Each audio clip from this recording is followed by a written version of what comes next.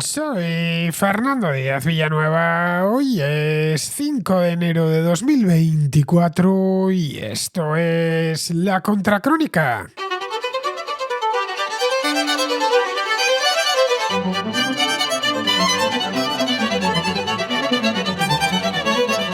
Bienvenidos a la contrarréplica de los domingos. Tenemos hoy una contrarréplica, pues diría que casi monográfica. ¿Por qué? Porque tengo tres mensajes, tres notas de voz que van sobre lo mismo.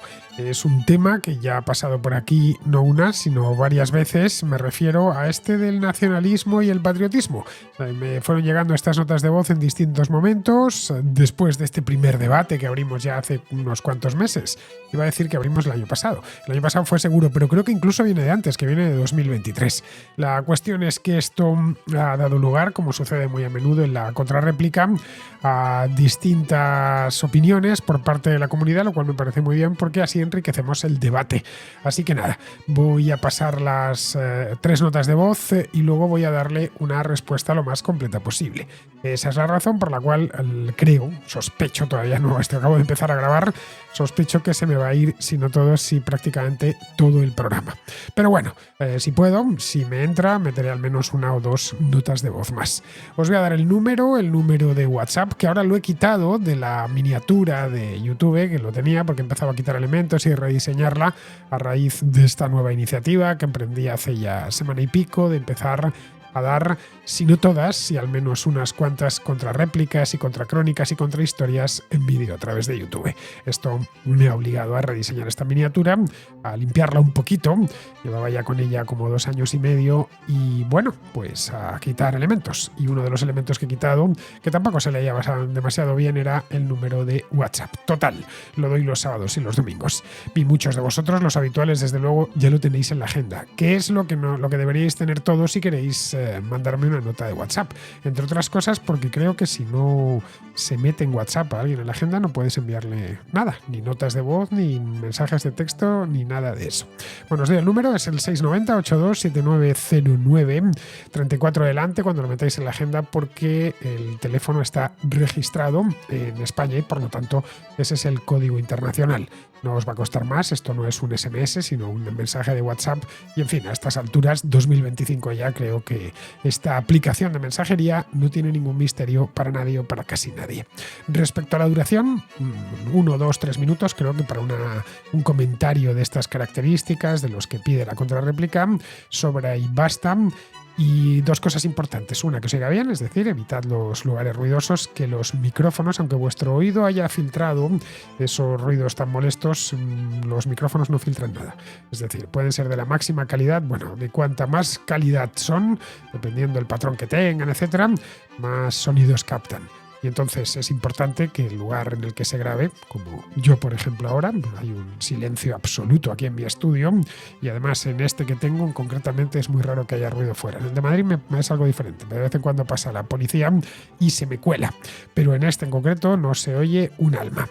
Eso es importante. Y lo otro es que me digáis cómo os llamáis. No es nada especial, simplemente que al igual que vosotros os dirigís a mí por mi nombre y me llamáis Fernando, pues a mí me gusta dirigirme a vosotros por vuestro nombre. Bien, pues dicho esto, pasamos ya a la contrarréplica.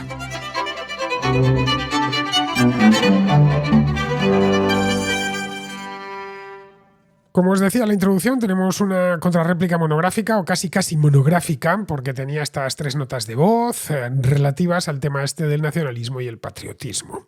Una es de Fernando, que es un contraescucha de Bilbao.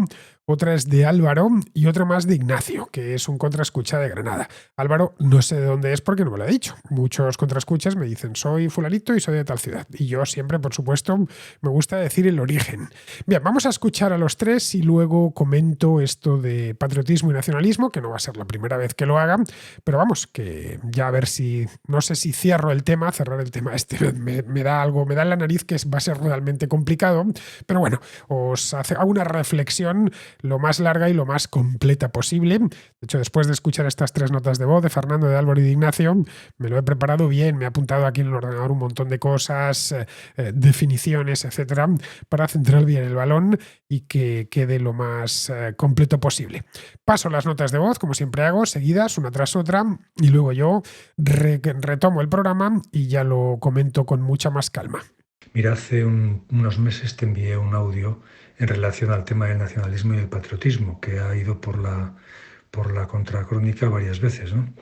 El caso es que has vuelto a contestar a un contraescucha, joder, y me da pena porque creo que no se aborda lo que yo creo que es, ¿no? O sea, se aborda desde un punto de vista de examinar a la RAE, pero como tú bien has dicho, la RAE lo que ve es un poco lo que la gente utiliza, ¿no? Y es verdad que hay confusión entre esos dos términos. Sin embargo, creo que son radicalmente distintos. En el otro audio te venía a decir que a nacionalismo se le asocian términos, digamos, como exaltación, utopía, conflicto, enemigo, mientras que al patriotismo se le da, digamos, otros valores como aprecio por tu país, reconocimiento de su realidad y compromiso con su mejora, ¿no? Y con su defensa. Hay una frase de John Fitzgerald Kennedy que creo que era algo así como que no piensen solo en lo que tu país puede hacer por ti, piensa en lo que puedes hacer tú por tu país. ¿Mm? Eso es una frase, digamos yo, que llama el patriotismo, ¿no? Por otro lado, eh, todo yo creo que se resume en que el, el patriota acepta la realidad, acepta que ha nacido en un sitio o es digamos, ciudadano de un lugar por las razones que sean, y lo acepta, sabe que ha recibido pues, algo que una organización, una sociedad políticamente organizada, y se compromete con ella, con mejorarla y defenderla. El nacionalista no, y esto es lo que les difiere, pues básicamente, ¿no? El nacionalista no está a gusto en la realidad, quiere otra cosa. Ese no es su país, él quiere otro país. Entonces, para conseguir su país, necesariamente tiene que romper el país en el que vive y que no le gusta. También hay otro tipo de nacionalista, que es el nacionalismo alemán de la época de la Segunda Guerra Mundial o el ruso actual. Y yo tengo un país que, bueno, estoy a gusto con él, me identifico con él, pero está incompleto. Hay otros lugares de mis vecinos, países vecinos, que tienen minorías rusas que yo quiero incorporar en mi país, por tanto tengo que adquirir también ese territorio e incorporarlo, ¿no? Entonces, esto también lo definió muy bien Mitterrand, diciendo que el nacionalismo es la guerra, porque el nacionalismo efectivamente necesita crear una realidad que no está, que no existe y que necesariamente te va a enfrentar con aquellos que te impiden llegar a esa realidad. Creo que esto es evidente que diferencia los dos conceptos y bueno, pues me gustaría que lo valorases y si puedes en otra ocasión hablar de ello. Gracias. Hola Fernando, te envío este audio para expresar mi opinión sobre el debate que está teniendo lugar en la contrarréplica a raíz de las palabras patriotismo y nacionalismo. Aunque entiendo tu punto, no estoy completamente de acuerdo. Lo que el contraescucha de la semana pasada comentaba me parece muy válido. Se trata del hecho de que ambas palabras pueden usarse y se usan para describir dos realidades que, si bien es cierto que están próximas, o dicho de otra manera, que en el espacio de las ideas serían conceptos en coordenadas cercanas, como digo, pueden usarse y se usan para describir dos realidades que pueden diferenciarse claramente. Digo que pueden diferenciarse estas dos realidades porque es obvio, dado que el mismo contraescucha pudo verbalizar una de ellas y luego la otra, y ambas eran distintas y en la verbalización no incurrió en contradicciones lógicas ni falacias. Esta distinción radica, en estas acepciones concretas, en que la patria es un sentimiento que nace de la aceptación, el agradecimiento, el amor a la patria, a las raíces, a los habitantes con los que comparte suelo, costumbres, valores, al territorio físico incluso, en fin. La lista aquí es muy larga, además de personal, pero para cada cual. Pero se entiende la idea. Mientras que el nacionalismo se da una connotación salpicada de soberbia quizás, de tribalismo en el peor sentido de la palabra, de odio al otro, en contraposición al amor por lo propio. Como digo, todo esto admite muchos más matices y seguro que cada persona a la que preguntes te dará los suyos, pero insisto, creo que la distinción es obvia, y habiendo esta distinción, o esas definiciones si lo prefieres, no veo por qué no va a haber palabras asociadas a una y a otra cosa, de manera que podamos referirnos a ello sin tener que hacer una larga exposición. Esas palabras existen y creo que son efectivamente patriotismo y nacionalismo. Al menos dos de sus acepciones pueden perfectamente ser las que he descrito e insisto en que es compatible con lo que dice la RAE, ya que en el caso de patriotismo usa la palabra amor explícitamente, mientras que en el caso de nacionalismo menciona fervor e identificación, lo cual nos da pie a pensar en identitarismo, una vez más en el peor sentido de la palabra. Otra cosa que quería mencionar es que la argumentación que haces basada en que ambas palabras son sinónimos según la RAE creo que no invalida todo lo expuesto, y empecinarte en eso creo que es un error. Y puedes darte cuenta de que es un error de una forma muy sencilla. Sinónimo no quiere decir que sea exactamente lo mismo, y si no, mira las palabras Estado y Nación. Se ha hablado largo y tendido sobre ellas aquí, y coincido plenamente en todo lo que has dicho al respecto todas las veces, diferenciándolas con mucho acierto. Sin embargo, si buscas en la RAE, verás que las señala como sinónimas.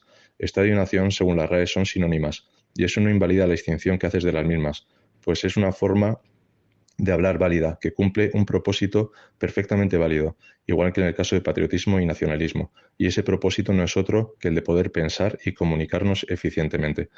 Ahora bien, estoy de acuerdo en que si vamos a tener una conversación en la cual van a hacer aparición el patriotismo y el nacionalismo, tendremos que convenir primero qué acepción estamos dándoles a cada uno, porque si no estaremos hablando de cosas distintas y eso suele llevar a muchas discusiones y conversaciones de besugo. Y efectivamente, como señalabas, habrá casos en los que incluso habiendo convenido estas acepciones previamente, habrá gente que se autodenominará como patriota y que tú pensarás, sin embargo, que realmente es nacionalista. Pero claro, aquí ya entra en juego la percepción y lo subjetivo, y eso ya es otra discusión distinta. En fin, hasta aquí mi reflexión. Un saludo y un fuerte abrazo a todos los contraescuchas. Te quiero proponer un tema que aparentemente es de fondo, pero que está muy en boga ahora con todo el asunto de la guerra de Ucrania. Se trata de, ¿existe distinción entre patriotismo y nacionalismo? ¿Es la misma cosa? Yo tengo un particular punto de vista, quizá por mi formación militar y universitaria, y es el siguiente. El patriotismo es acogedor frente al nacionalismo, que es excluyente. El patriotismo tiende a integrar a las poblaciones de tu patria frente al nacionalismo, que es separador, suele ser supremacista, suele ser imperialista y a veces racista. El patriota ama a su patria, pero el nacionalista se basa en el odio al resto de las naciones. Por eso el patriota respeta a los demás pueblos y los admira, no hay ningún problema con ellos. Sin embargo, el nacionalista tiende al desprecio a otras naciones y al insulto, etc. El patriota tiende a servir a su pueblo. Sin embargo, el nacionalista suele servirse de su pueblo. El patriota, en el caso de los militares, tiende a la generosidad hasta dar la vida. Pero el nacionalista, más bien, suele ser egoísta y tender a acaparar. En definitiva, el patriotismo no es belicista, es defensivo frente al nacionalista, que es agresivo y belicista. Ese es mi punto de vista. Y creo que es un tema de fondo, pero también un tema muy actual. Así que espero tu opinión y la de Contraescucha, que le pueda interesar el tema. Un abrazo a todos. Lo he dicho en muchas ocasiones, en infinidad de ocasiones. Las palabras no significan lo que queramos nosotros que signifiquen. Significan lo que significan. Esto es así, esa es la realidad. Para saber lo que significa algo, la palabra que sea, la que escoja, pues no lo sé, lo que tengo en la mano ahora mismo. Los que veáis esto por YouTube lo podréis ver. No es más que un lector de tarjetas. Bueno, pues esto se llama lector de tarjetas, por una razón simple, y es porque lleva aquí dos 2 aberturas para que coloque una tarjeta SD y una tarjeta micro SD. Y aquí un conector USB. Y bueno, este en concreto es muy completo, lleva un USB-C también. Ya sabéis que los nuevos ordenadores llevan ambos. Bueno, pues esto se llama lector de tarjetas, es obvio. Es un aparatejo muy nuevo que hace solo unos años nos hubiese sorprendido, porque lee tarjetas, en este caso tarjetas de memoria. Yo puedo, la palabra lector ya tiene muchas acepciones, esta es una más. Pero bueno, podría enseñaros otro objeto que tengo a mano, que es el ratón, concretamente. El ratón tiene 2 acepciones claras, una de ellas es el animal, el roedor, y la otra es el ratón del ordenador. En este caso ha habido un desplazamiento semántico clarísimo, aunque se ha mantenido el significado original. Esto lo tomamos directamente del inglés, mouse, porque la verdad es que el aparato parece un ratoncito. Este en concreto es de Apple y de color blanco, pero los de otras marcas son muy similares. Se arrastra por la mesa y es una cosa realmente útil. Podría seguir mirando lo que tengo delante, un teclado, unos altavoces y bueno, pues significan lo que significan. En este caso son cosas muy claras. Un altavoz pues significa lo que significa, o un teclado significa lo que significa. Con otras no queda tan claro y por lo tanto, sobre todo las que tienen que ver con ideología, con política. Así que para eso lo mejor es ir, bueno, en general para todo, cuando no sabemos lo que significa algo, tenemos que ir al diccionario. Tenemos los diccionarios para eso. En español hay uno que se edita desde hace siglos, pues desde 1780, si mal no recuerdo haber leído, y si no es 1780 es 1770, desde tiempos de Carlos III. Me refiero al diccionario de la Real Academia. Bien, veamos qué nos cuenta de ambos términos. Me he ido al diccionario antes de empezar a grabar el programa y me lo he copiado aquí para que lo podamos todos... bueno, esto creo que ya os lo hice la última vez, pero bueno, vamos a volver a hacerlo y a sumergirnos un poco, a aclarar conceptos porque esto creo que es importante. Bien, nacionalismo. ¿Qué significa nacionalismo?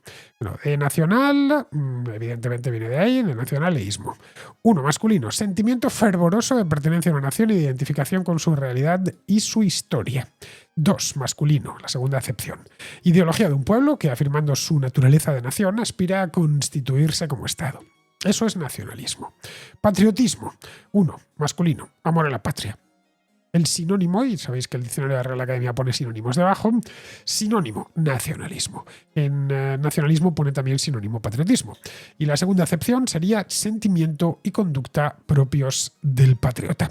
Como veis, son descripciones muy neutras, muy breves, para que nos hagamos una idea rápida de lo que son. Se intercambian sinónimos, es decir, nacionalismo nos redirige como sinónimo a patriotismo y patriotismo a nacionalismo.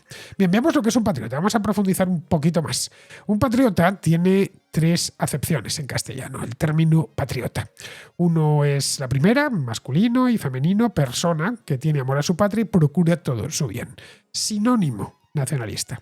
La segunda es en masculino, festivo, coloquial, en Cuba, un billete o moneda de 1 peso. Entiendo que los cubanos que estéis al otro lado, entre ellos Jonathan, pues cuando hay en patriota, en ciertos contextos, entenderán que se trata de un billete de 1 peso.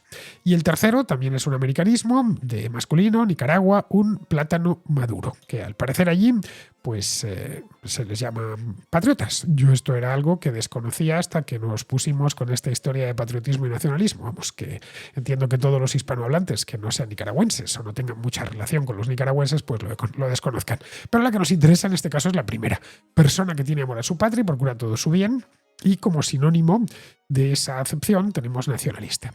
Bien, como veis, vamos clarificando conceptos. Veamos ahora qué es patria y qué es nación. Son 2 conceptos importantes porque tanto nacionalismo como patriotismo vienen directamente de estas palabras, de patria y de nación. Bien, en patria tenemos 2 acepciones, las 2 femeninas, la patria, decimos. La primera sería tierra natal o adoptiva, ordenada como nación, a la que se siente ligado el ser humano por vínculos jurídicos, históricos y afectivos. Creo que está claro, ¿no? Yo, concretamente, mi patria es España, porque aparte de nacer allí, pues me veo, y por lo tanto tengo pasaporte español, pues por vínculos históricos y afectivos soy español. Bien, la segunda acepción sería lugar, ciudad o país en el que se ha nacido. A esto se le suele poner un apellido, que es la patria chica. Yo soy español y mi patria chica sería la ciudad de Madrid. Bien, yo creo que la cosa está clara y todos estamos de acuerdo en qué significa exactamente eso. La otra palabra sería nación. La tengo aquí delante, también es palabra de género femenino, género gramatical, no lo olvidéis. La primera acepción sería conjunto de los habitantes de un país regido por el mismo gobierno. De ahí que se diga, pues no sé, la nación española, o la nación italiana, o la nación mexicana, en fin. Y el segundo sería conjunto de personas de un mismo origen y que generalmente hablan un mismo idioma y tienen una tradición común. Aquí, como vemos, se ensancha bastante. Si tomásemos el idioma, pusiésemos énfasis en el idioma, pues todos los que hablan alemán serían la nación alemana o algo parecido. Bueno, eso es lo que venían a decir los nacionalistas alemanes del pasado y los pocos que quedan afortunadamente del presente, porque querían esa nación convertirla en un estado. Con el español podríamos decir lo mismo. Todos los que hablamos español pues formamos una suerte de nación. En este caso es una nación cultural o lingüística. Me vale para el inglés, me vale para el francés y para cualquier idioma. Podemos hablar también de la misma tradición. Aquí abriríamos todavía más el foco. Qué sé yo, si tenemos una tradición católica, pues podría considerarse que eso es, a efectos ya muy, muy generales, una nación. Y esto es extrapolable a otras tradiciones comunes. Bien, como podéis ver, hemos hecho una pequeña lectura breve del diccionario para clarificar esos conceptos. Los significados son muy parecidos. Yo aquí no estoy poniendo nada, estoy simplemente yendo a la descripción pura. Son muy parecidos, de que sean intercambiables. Y de hecho son intercambiables. Se remiten mutuamente. Patriota remite a nacionalista y nacionalista remite a patriota. Y lo mismo con patria y con nación. Si yo digo, no lo sé, por ejemplo, vamos a llevarlo a la lengua común. Si yo digo que lamento mucho los males que afligen a la patria, pues es lo mismo que si digo que lamento mucho los males que afligen a la nación. Puedo utilizar ambas formas y estaré diciendo, pues aproximadamente no, estaré diciendo lo mismo. Es más, cuando estás escribiendo un texto y no te quieres aliterar, tienes que utilizar sinónimos continuamente. Os lo digo yo que llevo muchos años escribiendo. Bien, pues utilizas, al final tienes una cantidad de sinónimos en la cabeza que no tienes ni que buscarlos, pero a veces te faltan y tienes que ir al diccionario de sinónimos.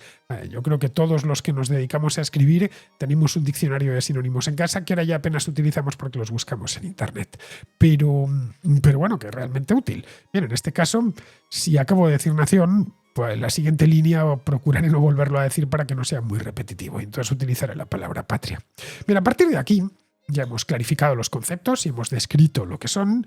Ya depende de nosotros las connotaciones que le demos a una palabra u otra. Pero es una connotación que le estamos dando nosotros y eso lo tenemos que tener bien claro. El famoso es que para mí significa esto. Bueno, significa para ti, pero una palabra tiene que significar algo para todos, porque si no, no tiene sentido decirla.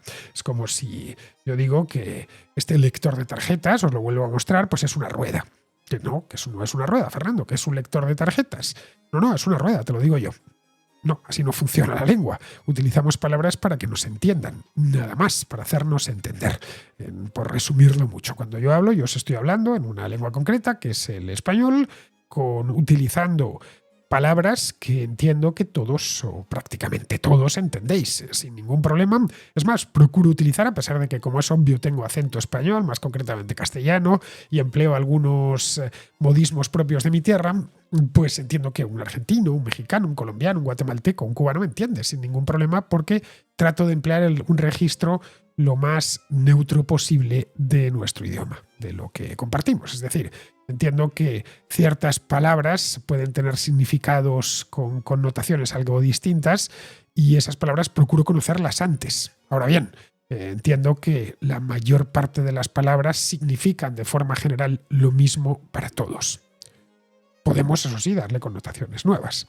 En España, ambos términos, tanto nación como patria, nacionalista y patriota, tienen connotaciones negativas, salvo en las regiones con sentimiento nacionalista tipo el País Vasco o Cataluña, donde decir soy nacionalista o soy patriota está bien visto. Y además lo repiten y se dan muchos golpes en el pecho con eso.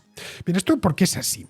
Pues esto es así seguramente por el abuso que regímenes como el de Francisco Franco hicieron de ambas palabras. No se les caía de la boca, vamos, en aquella época, lo de nación y lo de patria.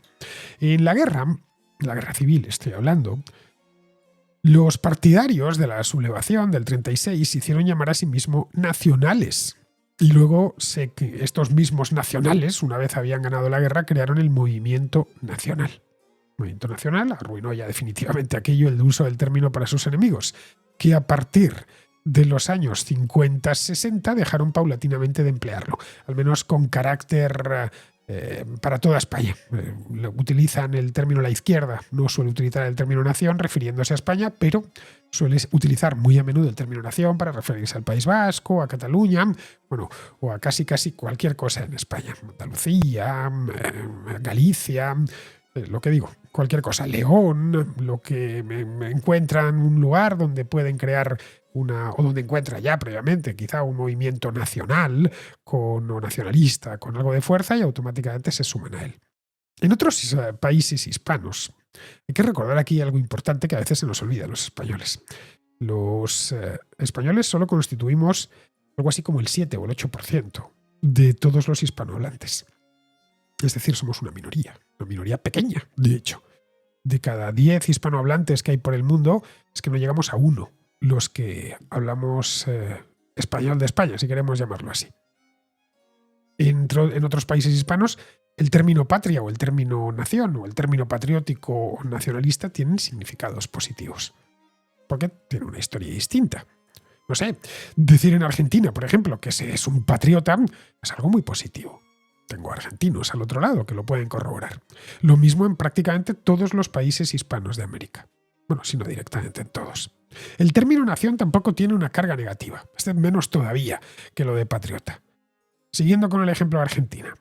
Los argentinos al Congreso lo llaman Congreso, porque la economía del lenguaje es importante. Pero oficialmente eso se llama Congreso de la Nación Argentina. Eso de Nación Argentina está repetido por muchas partes en ese país. Está formado el Congreso de la Nación Argentina por el Senado de la Nación Argentina y la Cámara de Diputados de la Nación Argentina. Es decir, que para la mayor parte de hablantes de nuestro idioma funcionan como sinónimos casi perfectos y no generan ningún conflicto. Y lo cierto es que son sinónimos. Lo hemos podido ver en la descripción y lo podemos verificar entre los hablantes.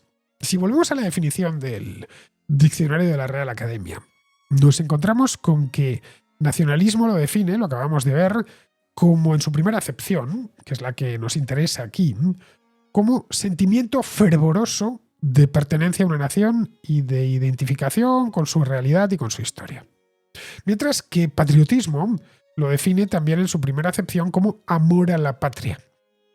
No lo sé vosotros, pero yo creo que el amor es un sentimiento fervoroso y muy intenso, si es amor verdadero, se entiende, que implica, por supuesto, entrega personal.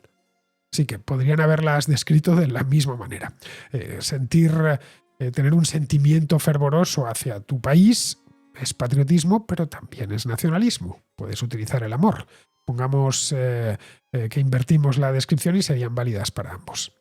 A ver, no es casual que en los lugares de España donde el nacionalismo / patriotismo está bien visto, que son esencialmente País Vasco y Cataluña, los primeros, los nacionalistas vascos, utilizan el término en vasco abertzale, que significa patriota. Aberri en vasco es patria. Esto es algo que mucha gente desconoce. Nosotros les llamamos nacionalistas vascos, pero ellos a sí mismos se llaman patriotas vascos, cuando hablan en su propio idioma. Los catalanes, en cambio, se denominan nacionalistas sin más. Fíjate si son sinónimos, que los de Bildu, el partido, se llaman a sí mismos patriotas y los de Esquerra Republicana de Cataluña, que serían sus pares en Cataluña, por su posición política, se llaman a sí mismos nacionalistas. Para el franquismo también funcionaban como sinónimos. Esto es otra cosa importante. Si nos vamos a la Ley de Principios del Movimiento Nacional, esta es una de las leyes fundamentales, fue aprobada en el año 1958, está compuesta por 12 principios. Son los 12 principios del Movimiento Nacional. Nos encontramos, y esto lo he ido a contar, me he bajado el PDF para que tenerlo clarísimo y contarlo yo personalmente, con un lapicero. Bueno, lo que nos encontramos es que el término patria aparece en 2 de ellos, en el primero y en el cuarto. Y el término nación o comunidad nacional aparece 11 veces. Lo tengo aquí apuntado, lo tengo en el segundo, el cuarto, el quinto, el sexto, el séptimo, el noveno y el 12º principio. Comunidad nacional o nación, directamente. Ya a partir de aquí Habida cuenta de que los que redactaron esto tenían claro que era lo mismo, ya puede llegar cualquier filosofastro y en función de la agenda política que quiera defender o la agenda ideológica que quiera defender, pues ya se puede encargar y se encargan de hecho de adornar una u otra palabra y cargarla de elementos positivos o de elementos negativos en el caso de que quiera atacarla. Que si hablamos de los elementos positivos, pues que si realmente esto es querer a tu tierra y a su gente, que si es estar a gusto con lo que tienes y con lo que eres, que si uno es excluyente y el otro es inclusivo, y así un largo etcétera. Pero el hecho innegable es que nuestra lengua compartida con cientos de millones de personas, nación y patria, y nacionalismo y patriotismo funcionan como sinónimos. Y empleamos uno u otro, o los dos al tiempo, como hemos visto en el caso de los principios fundacionales del movimiento nacional, en función de las connotaciones de carácter personal o ideológico que le queramos añadir a la palabra.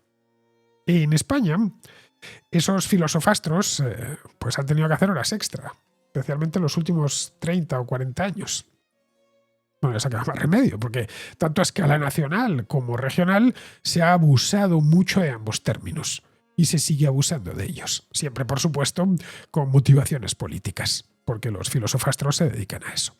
Hace 20 y tantos años, recuerdo que se puso de moda, lo recuerdo a la perfección, y estaba en los periódicos y en todas partes, lo decían en la radio, entre la derecha, porque esto salió directamente de la factoría de Aznar, se puso de moda hablar de un concepto llamado patriotismo constitucional.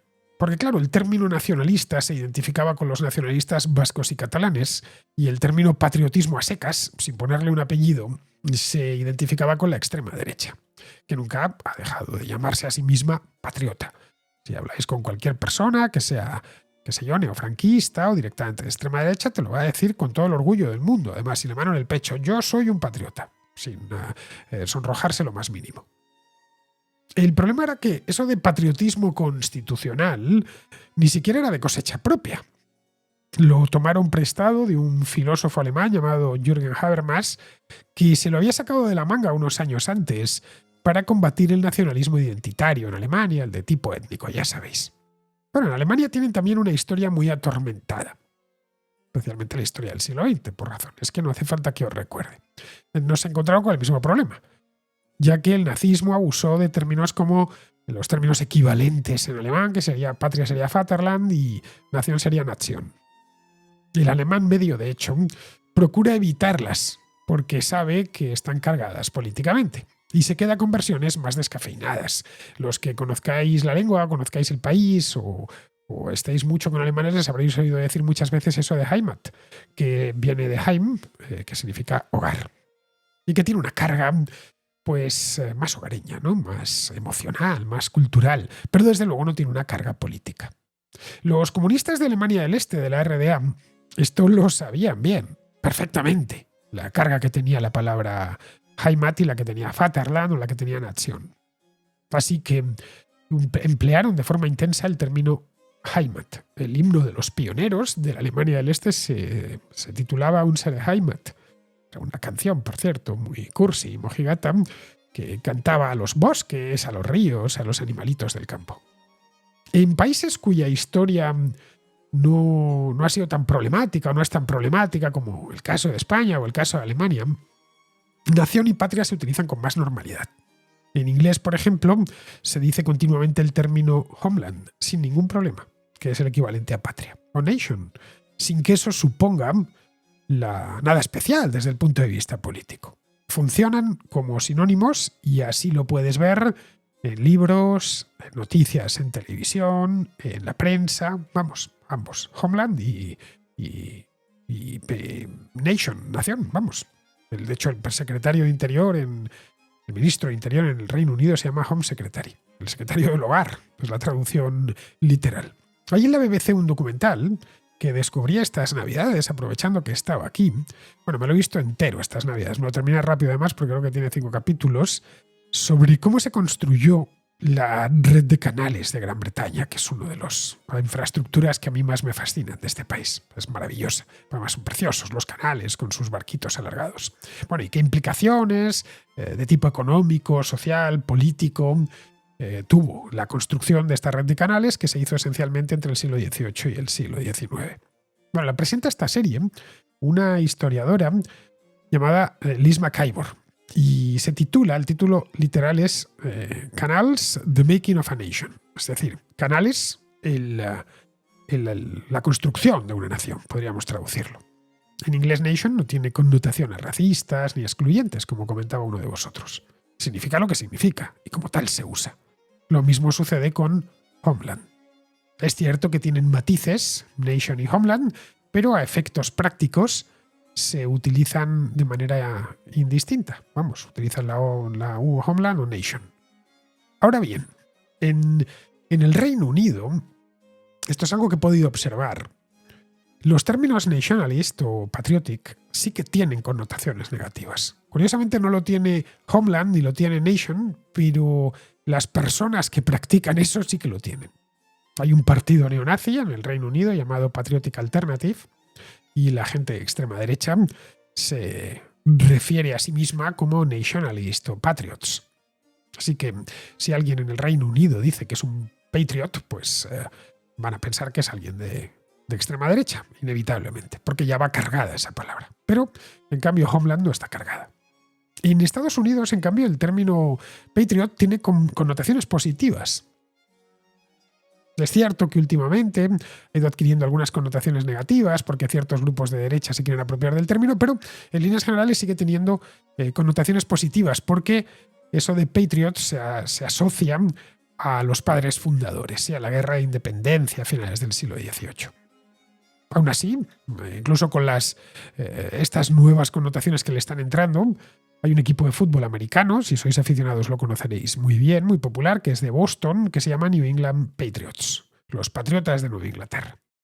Al final, como veis, las palabras significan lo que significan, aunque esos significados estén en evolución constante.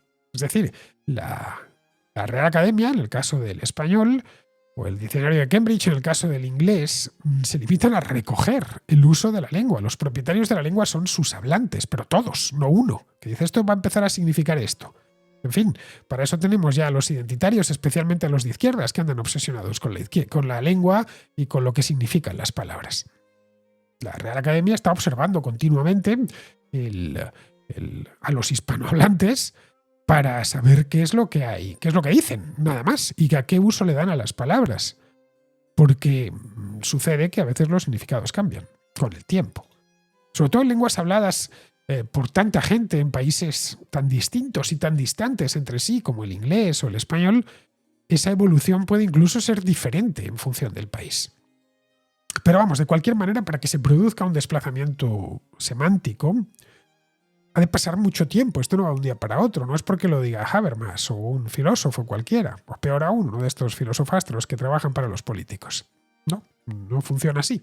Es algo que a los identitarios de izquierda, por más que uno se lo explican, no terminan de entenderlo. Es decir, las palabras no pueden cambiarle el significado porque les vengan a ellos bien el nuevo significado.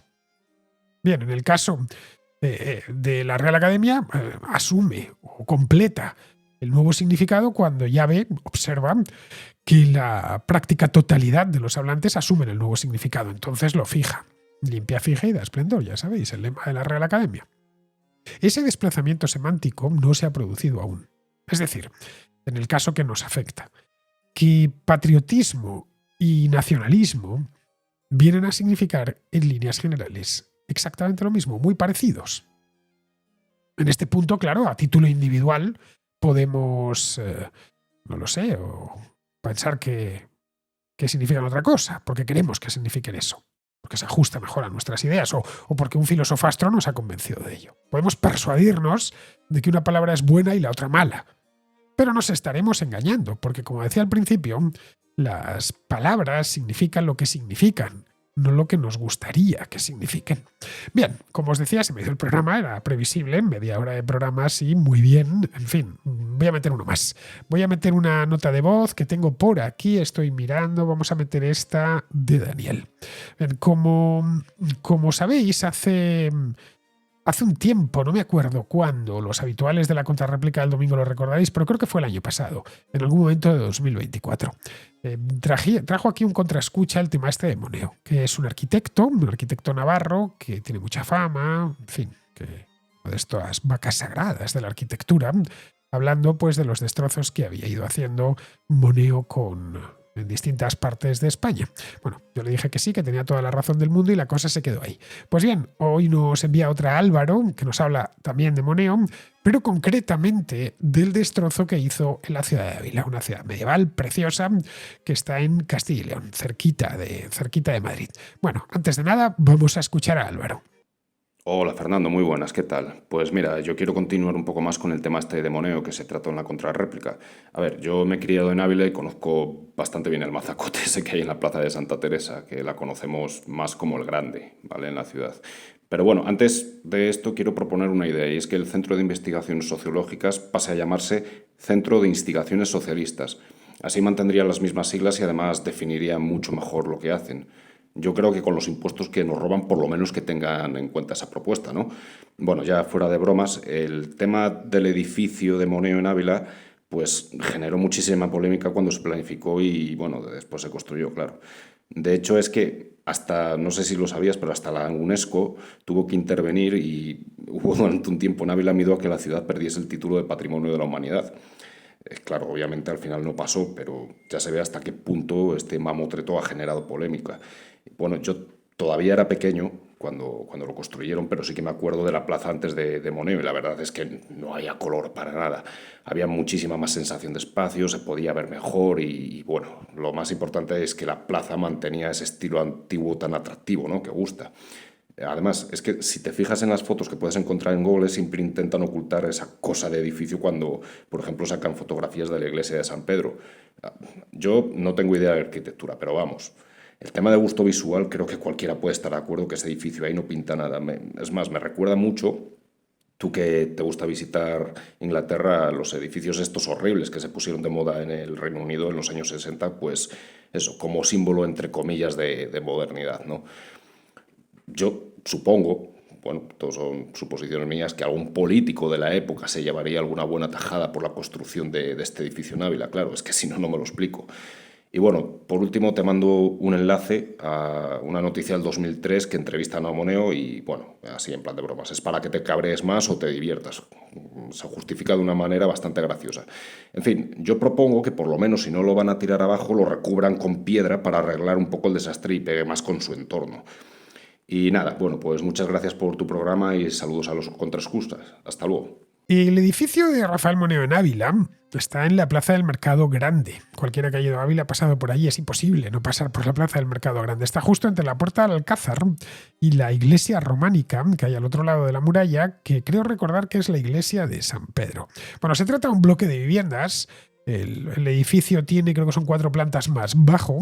Su construcción data de hará unos 25 años, de principios de este siglo, no lo sé, quizá 2002, 2003, una cosa así.